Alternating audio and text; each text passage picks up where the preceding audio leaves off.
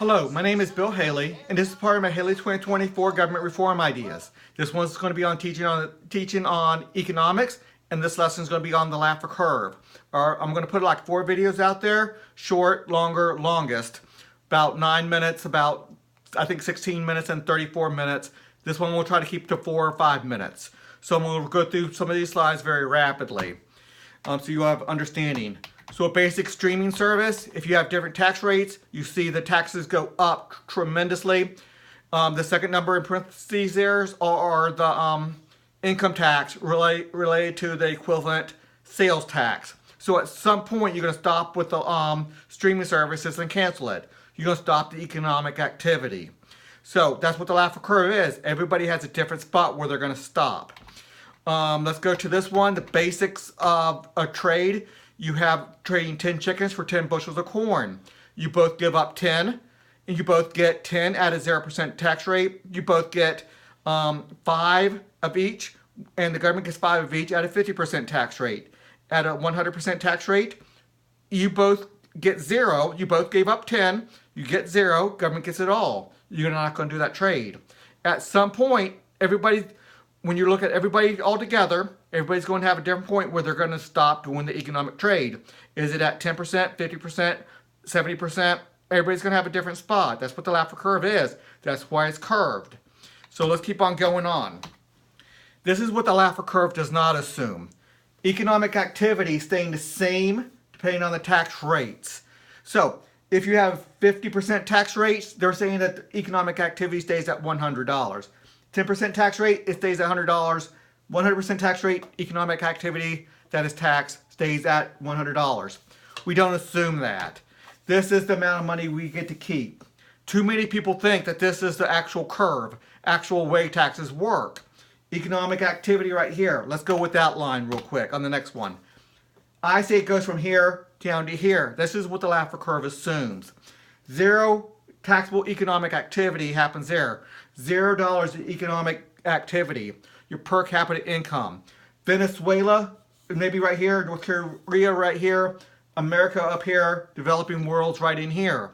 So people might be able to see what we're talking about by economic activity. Now, is it going to go, but it has to go from 100% on $100 at 0% tax disincentive to a maximum of about 100% tax disincentive, totally tax disincentive. It takes away all incentive to do the transaction, and you have $0. So, is it going to go straight diagonal? It has to make it from 100 to 0, but it could go slow loss of GDP based off of needs, based off wants, a fast loss of GDP, or the average. I go with the average, but I'm going to show you the other charts in a second. Here's a taxable GDP as the average. The money you get to keep. Tax revenue coming in. This is the actual Laffer Curve. Maxing out at 25. Make a big point about this. 40% to 50%. You had a $60 GDP going down to 50. You lost $50 or $10 of GDP, about 18-19% of GDP, just to get one more dollar into the tax collection. Money we get to keep, $36 down to $25. We lost a lot of money in our own paycheck. So let's keep on going. This is the fast loss of GDP. This is the taxable GDP in white. Money we get to keep. And you see the Laffer Curve based off of wants. If we tax just $1 million and over, those people are only working for wants. Their second yacht, their second beach house. These are just additionals.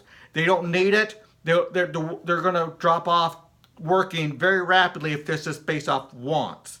So you see economic activity dropping very rapidly. Money we get to keep drops off very rapidly. And tax revenue very slow. Slow loss of GDP. A war happens. You really want to win that war. You want to put food on your table. You're willing to withstand a lot of taxes. You can have a lot. Your tax revenue can come in very high, $38, to max out. That's based off needs. If you still need to put food on your table. If you only tax the rich, that's taxing wants, not needs. This is taxing people when they really, really need to put food and shelter buy food, put shelter over their heads, buy medical care and the like. Some basic necessities of life. So these are the three taxable Laffer Curve lines. Tax revenues coming in, slow loss of GDP based off needs, based off the average, based off of wants, the fast loss of GDP. So you see how big that difference that is. These are the three lines talking about how much we get to keep. You see it dropping off quite rapidly, but even the fast loss of GDP dropping off much faster based off of wants, needs. Okay, let's go to this one. This is my basic Laffer curve. I'm going to stay with this one. This is the Laffer curve. We never want to be on this side, and we never want to come close, because to come close means you're giving up so much in economic activity, per capita income, economic productivity and the like.